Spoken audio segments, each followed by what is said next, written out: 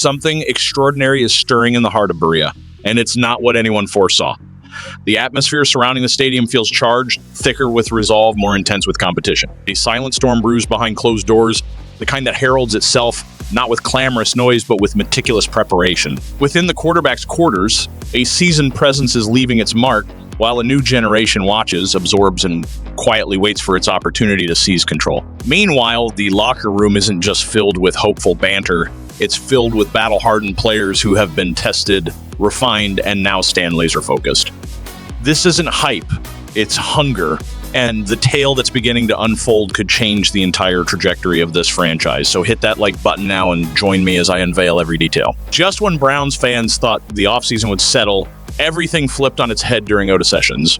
And it's no longer just about Deshaun Watson's lingering injuries. The quarterback landscape in Berea now looks more like a collegiate all-star showcase than a conventional NFL depth chart. At the heart of this storm sits Joe Flacco, 40 years old, all business speaking like he's already claimed the throne. And you know what? He just might be right. But let's not get ahead of ourselves. There's a lot to unravel, and trust me, you'll want to hear every bit of it. This is no ordinary quarterback battle. The Browns now boast Joe Flacco, Kenny Pickett, Dillon Gabriel, and Shedeur Sanders, each with a completely distinct background, style, and narrative. The leadership knew it had to move swiftly after Watson's latest setback, so they didn't hedge their bets. They went all in, adding 2 proven veterans and drafting 2 promising rookies in a single offseason. It's either going to be a masterclass in roster construction or the kind of high-stakes gamble that defines or derails seasons. But if you ask Joe Flacco, he's got no doubts about the outcome. I'm going to win this job, he declared to Sports Illustrated's Albert Breer. Just like that, 17 seasons in the league, a Super Bowl ring, and Flacco still speaks like a rookie with something to prove. But it's not empty bravado, it's conviction. And that conviction is resonating throughout the locker room. Flacco's message isn't just about confidence. It's laced with a keen self-awareness. He knows there's a new generation waiting in the wings, literally. One of those young quarterbacks is Shedeur Sanders, son of Deion Sanders. A man Flacco says he probably wasn't far from facing on the gridiron back in the day. That's the kind of context that sharpens the significance of this quarterback clash. Here's a quarterback who launched his NFL journey in the 2000s, now throwing passes to teammates who were barely in elementary school when he hoisted the Lombardi Trophy. And yet, Flacco isn't just going through the motions. He's studying film, competing in drills, and mentoring his young teammates. That's what makes this quarterback room so unique. It's not toxic, it's not tense, it's unexpectedly supportive. And that starts with Flacco's approach. I want to be a really good teammate, he said. I love being in that locker room. I'm not worried about teaching guys and having it come back to bite me. That's rare. That's powerful. And it might be exactly what Cleveland needs right now. Though Flacco currently sits atop the depth chart, the battle is far from over. Kenny Pickett, acquired via trade from the Eagles, still believes he's a starter in this league. Then there's Dillon Gabriel, the prolific Oregon product, and of course Shedeur Sanders, one of the most polarizing and intriguing quarterback prospects in recent draft memory. These aren't just camp bodies, they're legitimate threats with real upside. And all of them are learning from a veteran who, despite the odds, still believes he has something left to give. It's a wild twist in a quarterback saga that has been nothing short of tumultuous in Cleveland. But the leadership isn't stopping with the offense. Veteran guard Joel Bitonio, who nearly retired after a grueling 2024 season, is back with a mission, and he's got a message every Browns fan needs to hear. We've got to be tough up front, Bitonio declared. We've got to turn 2 and 3-yard runs into 4, and 5-yard gains. Our defense has to be ferocious. It's all about toughness. It starts at training camp. This isn't just veteran talk. It's a cultural transformation. The Browns are done hoping the stars align. They're doubling down on identity, on grit, on physicality, on being the kind of team that doesn't blink when adversity strikes. Because, as Bitonio put it, the difference between making the playoffs and missing them is often about how you respond when adversity strikes. You're going to lose some games, he said. How do you bounce back? How do you avoid letting one loss snowball into 2? That same mentality is permeating every facet of this team, especially the defense.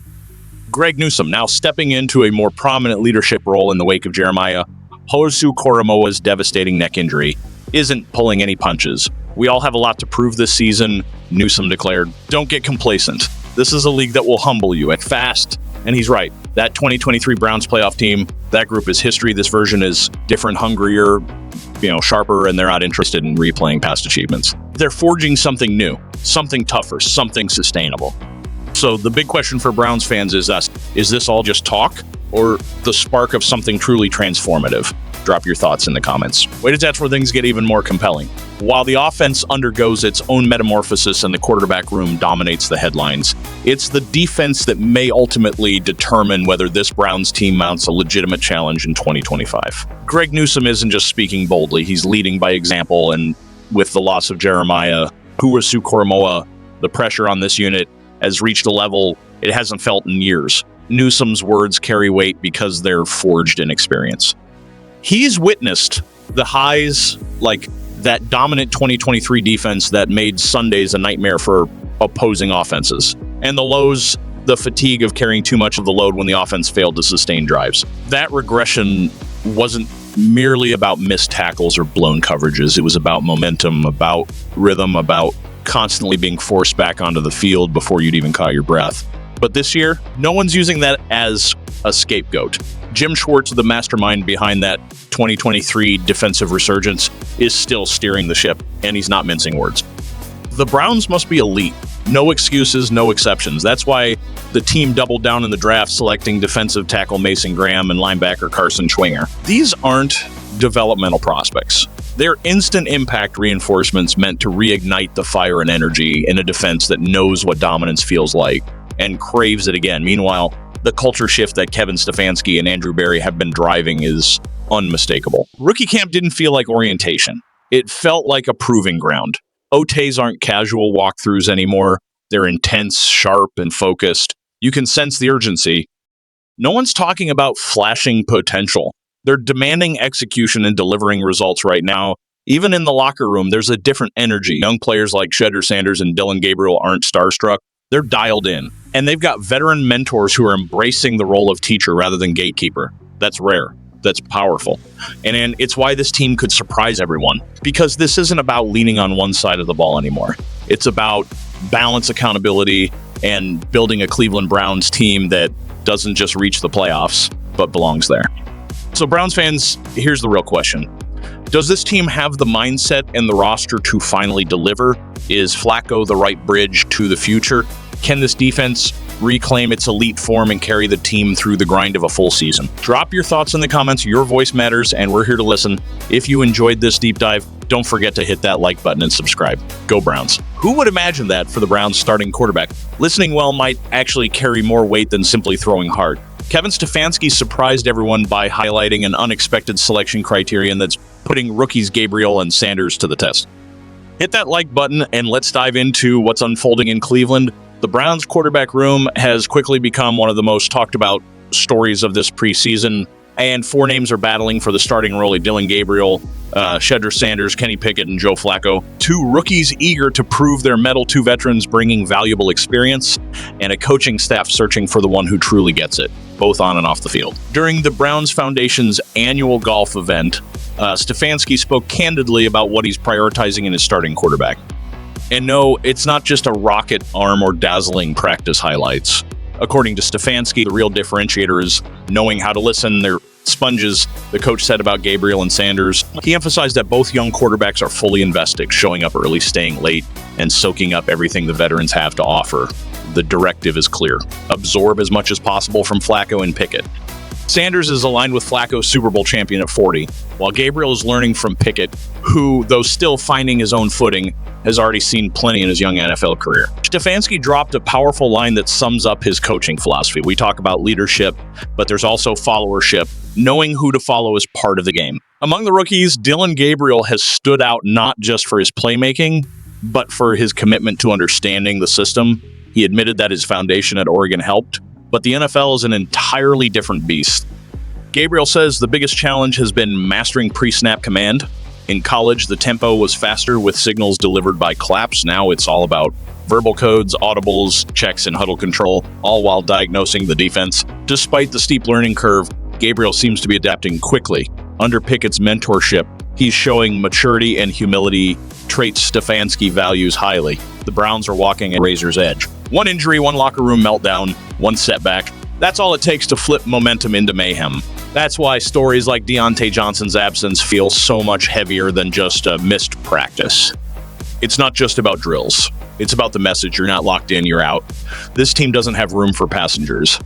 Meanwhile, other players are quietly stacking solid days. Dillon Gabriel, the other rookie QB, might not be lighting it up like Sanders, but he's not fading away either. If we've learned anything about quarterback rooms in the NFL, it's that depth matters. One injury can change everything. And for the Browns, having two young QBs hungry to climb the depth chart could be their most underrated asset this year. And let's not overlook that OTA attendance list. Yes, it was voluntary, but the names missing. Myles Garrett, Greg Newsome, David Njoku, these are leaders, veterans. And while no one's pressing the panic button, Stefanski certainly isn't. Their absence leaves a void. The next phase, mandatory camp, is where accountability meets opportunity. Because here's the bottom line, this team is changing, not on paper, but on the field. And if you're not paying close attention, you might miss the birth of something that could define the Browns for the next 5 years. So now it's your turn. We've broken down the OTA standouts, the concerns, and the quiet battles brewing in Berea. What do you think is the biggest storyline heading into mandatory camp? Is it Shedger's meteoric rise, the shakeup at running back, the Flacco-Judy connection, or maybe something else entirely?